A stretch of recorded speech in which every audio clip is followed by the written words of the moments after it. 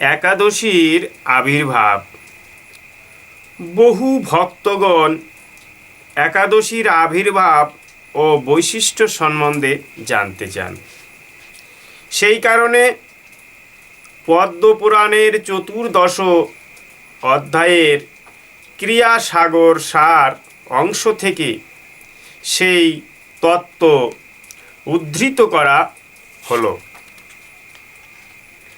এক সময় মহর্ষি জৌমিনী ঋষি নিজ গুরুদেবকে জিজ্ঞাসা করলেন, হে গুরুদেব, একাদশীর জন্ম কখন হয়েছিল এবং তার জন্মের উৎসই বা কী?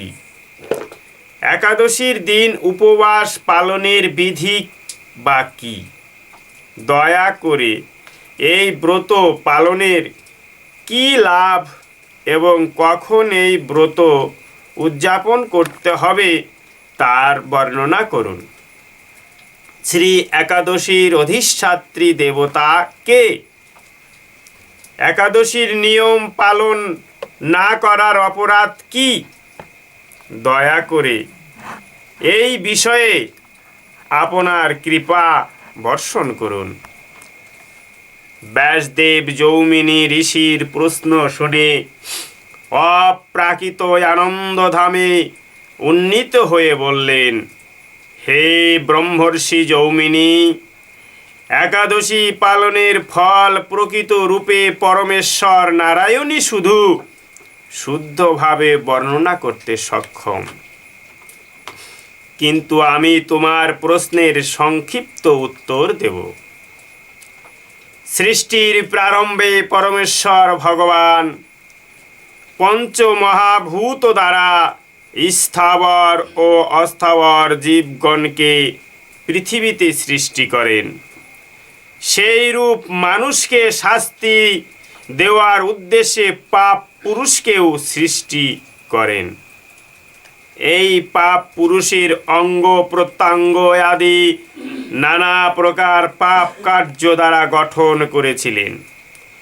তার মস্তকটি ছিল ব্রহ্মহত্যার পাপ, চোখ দুটি ছিল নেশার আসক্তিজনিত পাপ, মুখটি ছিল স্বর্ণচর্যজনিত পাপ, কান দুটি সদ্গুরুর পত্নীতে উদ্গমন পাপ, নাসিকা পরপত্নী হত্যা, হাত দুটি গোহত্যাজনিত পাপ, গ্রীভা পরধন চর্যজনিত পাপ, বক্ষদেশ ভ্রূণ হত্যা জনিত পাপ, নিম্ন বক্ষ পরক্রিয়া উপগমন জনিত পাপ, উদর আত্মীয় হননের পাপ, নাভিমূল অধীনস্থ জনকে হত্যার পাপ, কোটিদেশ আত্মস্তুতি পাপ, জঙ্ঘা গুরুর প্রতি অপরাধজনিত পাপ,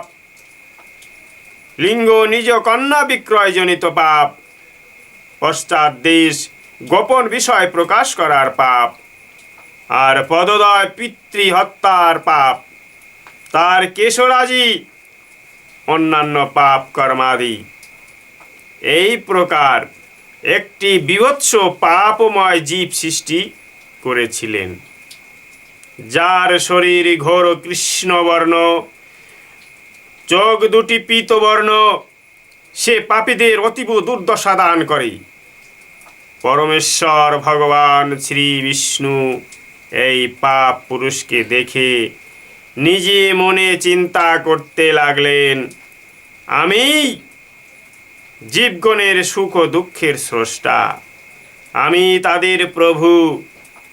কারণ পাপ পুরুষ সৃষ্টি করেছি ও সে অসাধু, প্রতারক এবং পাপীদের দুঃখ কষ্ট দেয়। এখন এই পাপ পুরুষের নিয়ন্ত্রক সৃষ্টি করতে হবে। এই সময় ভগবান যমরাজ ও নানা প্রকার নরক সৃষ্টি করলেন। মৃত্যুর পর পাপীদের যমরাজের নিকট পাঠানো হবে এবং তিনি তাদের পাপ অনুসারে বিভিন্ন নরকে যন্ত্রণা ভোগের জন্য পাঠাবেন।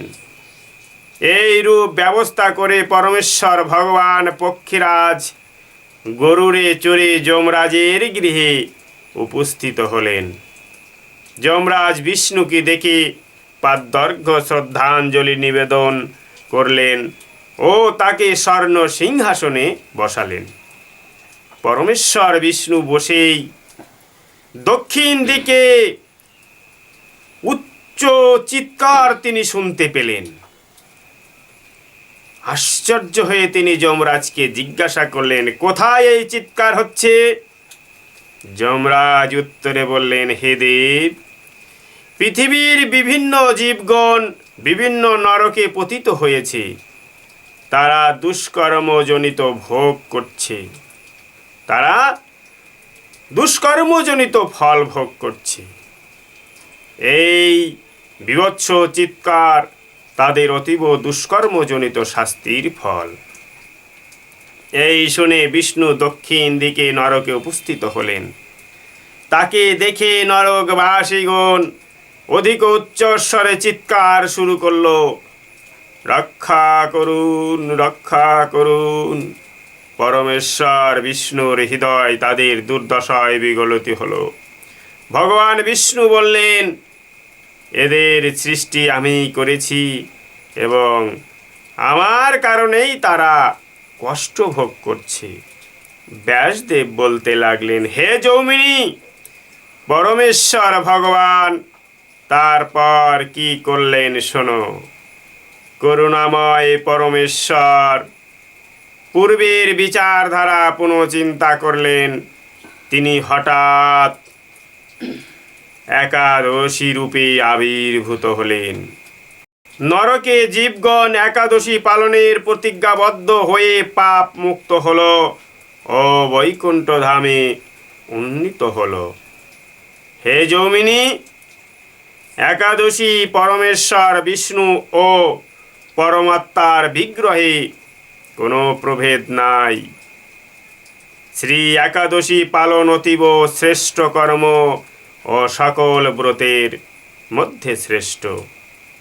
শ্রী একাদশী আবির্ভাবের সাথে সাথে পাপ পুরুষ একাদশীর প্রতিকূল প্রভাব অনুভব করল। সে বিষ্ণুর স্তুতি করতে লাগল। বিষ্ণু প্রসন্ন হয়ে তাকে বর দিতে চাইলেন। পাপ পুরুষ বলল, আমি আপনার সৃষ্ট, পাপীর শাস্তি আমার মাধ্যমে দিতে আপনি ইচ্ছা করেছিলেন, কিন্তু এখন শ্রী একাদশীর প্রভাবে আমার অস্তিত্ব ধ্বংস হয়ে যাচ্ছে। হে প্রভু, আমার মৃত্যুর পর আপনার অংশগুলি যারা জড় দেহ ধারণ করেছে তারা সবাই মুক্তি লাভ করে বৈকুণ্ঠ ধাম প্রাপ্ত হবে। সবাই মুক্ত হয়ে গেলে আপনার লীলায় কে অংশগ্রহণ করবে?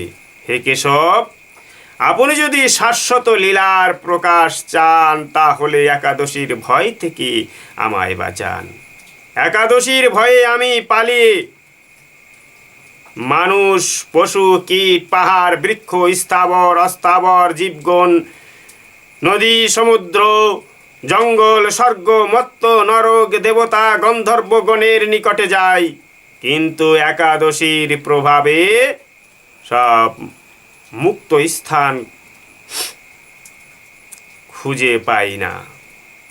আমি খুঁজে পাচ্ছি না। হে প্রভু, আপনি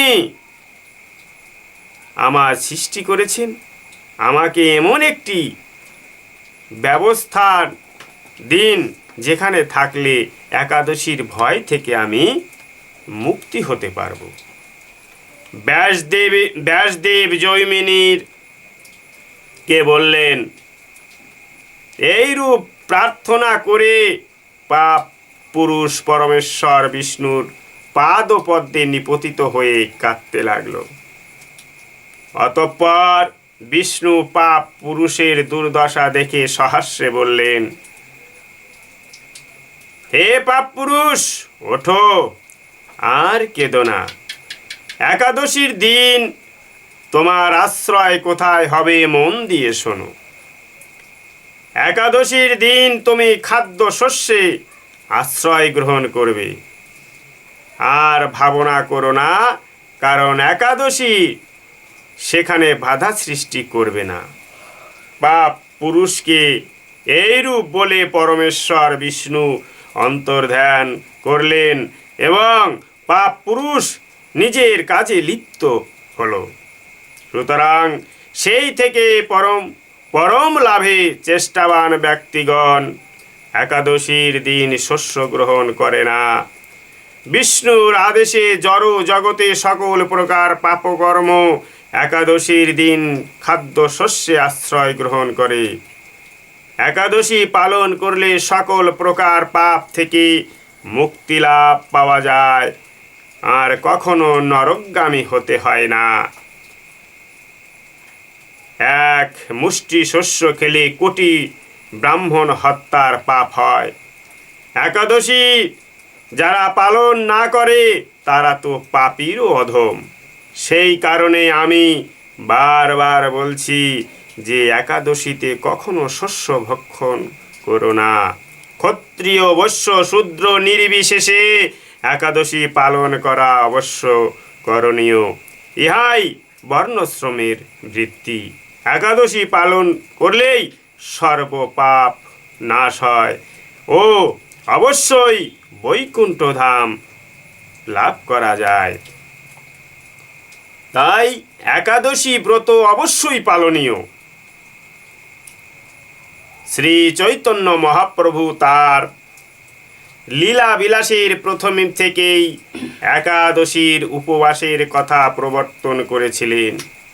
শ্রীলজীব গোস্বামী তার ভক্তি সন্দর্ভ গ্রন্থে স্কন্দ পুরাণের একটি উদ্ধৃতি দিয়ে বলেছেন, যে মানুষ একাদশীর দিন শস্য দানা গ্রহণ করে সে তার পিতা ও মাতা ভাই ও হত্যাকারী, এবং সে যদি বৈকুণ্ঠ লোকে উন্নীত হয় তবুও তার অধঃপতন হয়।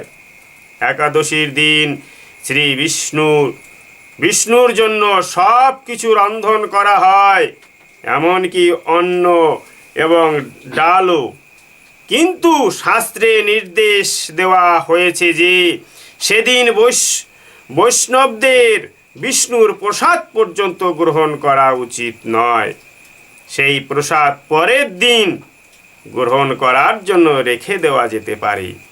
একাদশীর দিন কোনো রকম শস্য দানা এমনকি অন্ন তা যদি বিষ্ণু প্রসাদও হয় তবুও তা গ্রহণ করতে কঠোরভাবে নির্দেশ করা হয়েছে।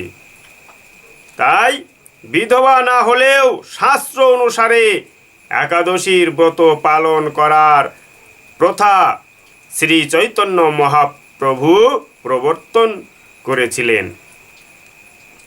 ভক্তি সহকারে একাদশী ব্রত পালন করলে সকল যজ্ঞ ও সকল প্রকার ব্রত পালনের ফল লাভ হয়ে থাকে।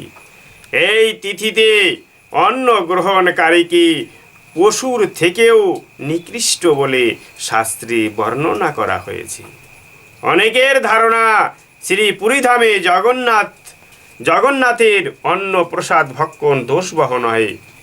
এই ধারণার বশবর্তী হয়ে পুরীতে অনেকেই নিঃসংকোচে অন্ন গ্রহণ করেন। ইহা সম্পূর্ণ শাস্ত্র বিরুদ্ধ বিচার। শ্রী চৈতন্য মহাপ্রভু তার সাধবা জননী শ্রী শচী দেবীকে এই ব্রত পালন করতে অনুরোধ করেছিলেন। একাদশী তিথিতে নিরম্ব উপবাস করাই শ্রেয়, কিন্তু যারা উপবাস করতে একেবারেই অসমর্থ তারা একাদশীর প্রসাদ রূপে অল্প পরিমাণে কিছু ফল মূল এমনকি আলুর সবজি, দুধ ও দুগ্ধজাত খাদ্য গ্রহণ করতে পারে। সামান্য সারাদিন হরিভক্ত সঙ্গে শ্রী ভগবানের নাম রূপ গুণ লীলাদি শ্রবণ কীর্তন স্মরণাদি করতে হয় এবং রাত্রে জাগরণ ও হরিকথা শ্রবণ করা প্রয়োজন। একাদশী ব্রত পালনের সময়ে পরনিন্দা, পরচর্যা, মিথ্যা ভাষণ, ক্রোধ, দুরাচারী দর্শন সম্পূর্ণভাবে নিষিদ্ধ। একাদশী তিথিতে ধান, গম, যব, ভুট্টা ও সরিষা জাতীয় যাবতীয় খাদ্য বর্জনীয়। এই তিথিতে সমস্ত পাপ এই পঞ্চশস্যের ভিতর অবস্থান করে। আর পরের দিন পঞ্জিকাতে পারণের সময় দেওয়া থাকে। সেই সময়ের ভিতর শস্য জাতীয় প্রসাদ গ্রহণ করে পারণ একান্ত দরকার, নতুবা একাদশীর ফল লাভ হয় না। তাই সকল ভক্তগণ আসুন, আমরা সকলে মিলে এই একাদশী ব্রত পালন করি। জয় একাদশী, জয় একাদশী, জয় একাদশী।